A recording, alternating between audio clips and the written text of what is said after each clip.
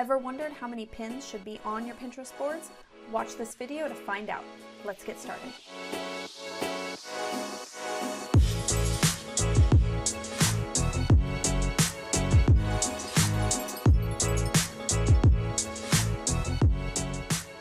Hey guys, Angie with Gensler.com, and today I want to share with you how many pins to add to your boards for your Pinterest business account, because you don't want to set a bad first impression. If someone comes to your profile, you want to make sure that you leave a really good first impression.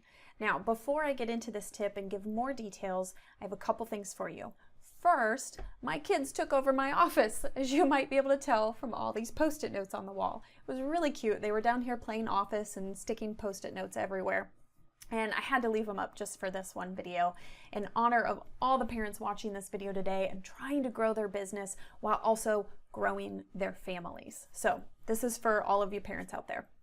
Okay, and then number two, make sure that you head over to my website at angiegensler.com/checklist so that you can download the free Pinterest marketing checklist I have for you that includes all 37 of my Pinterest marketing tips to help you grow your business.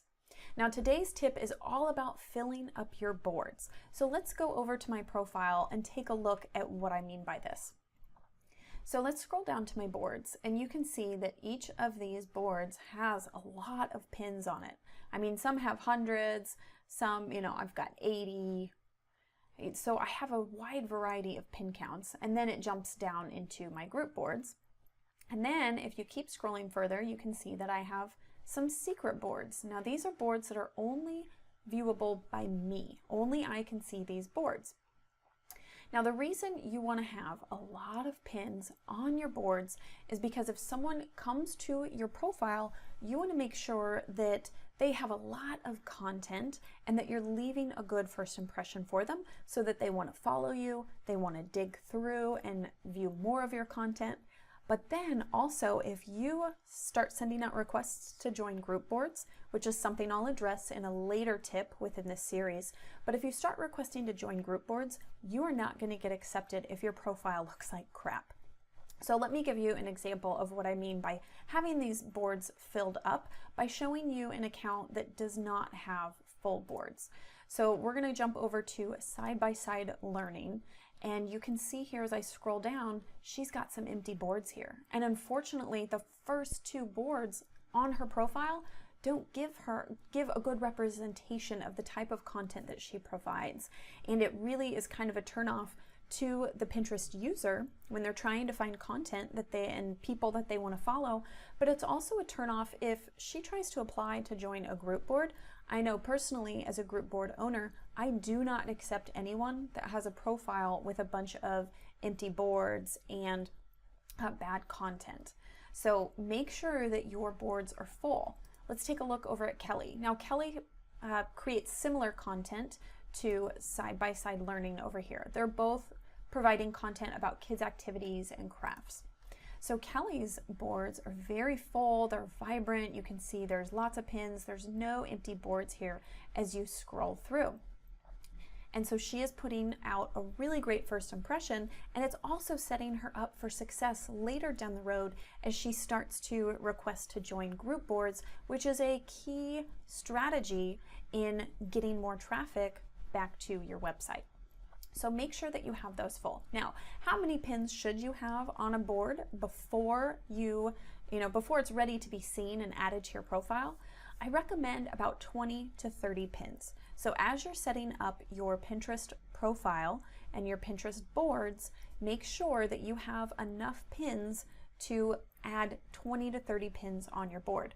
Now, they don't have to be all your own pins. Let's jump back over to my website so you can see. Of course, as you learned in a previous tip within this video series, I have this board specific to my own content, but then these other boards are other people's content as well. So let's just jump in. You can see here these first few pins. This one is the only one that's my own piece of content. And again, we keep scrolling through. Here's a couple more that are mine, but a lot of these pins are from other people's websites and other people's content. because I want to make sure that I'm providing a lot of value to my followers. And so I'm going to also add really great valuable content that I find on the platform. On top of that, I am engaging with Tailwind tribes and with group boards, which are a key part of my traffic driving strategies. And in order to participate in those, I have to be sharing other people's content.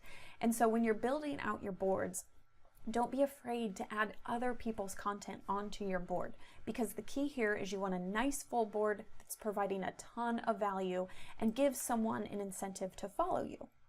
Now, what do you do when your boards are empty? You know, you probably don't have enough time to sit down and fill up 10 to 15 boards, boom, right there, right away. So what you're going to do is make your boards secret. So I'm going to scroll down here. You can see I have secret boards. So these are the boards that are secret. And for me, these are either boards that I've deemed that aren't really relevant or helpful to my audience anymore, or I don't have enough pins on them, or maybe it's just personal content. So you can see I have one here that's just personal. When I'm using Pinterest for my business and I'm scrolling on my business account, every once in a while I'll find some piece of content that I'm like, oh, I need that on my personal one. So I have a secret board here for that. I have a dream board as well that's secret, because it's not content that's relevant to my ideal customer. So it doesn't make sense to have that board here. Now in the next video, I will show you how to make a board secret so that you have that time to fill that board up before you're ready for it to go live onto your visible boards by your followers. Okay, I hope you found this tip helpful. If you liked this video, please leave me a comment down below. It really means a lot to me when I hear from the people that watch these videos, and I love to know what you find helpful and what questions you have. So leave me a question down below or like this video, and then make sure you subscribe to my YouTube channel so that you get notified every time I post a new video about how to grow your business using social media and digital marketing. And then finally, make sure you download that free Pinterest marketing checklist that I have for you. You can get it down below, or head over to angiegensler.com/checklist, and you'll get 37 Pinterest marketing tips to help you grow your business. Okay, that's all for today. I'll see you in the next video.